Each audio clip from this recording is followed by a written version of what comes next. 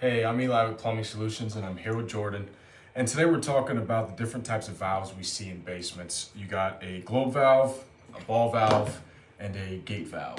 And that's So some of the issues with the older style valves, as you can see here, it's a gate valve.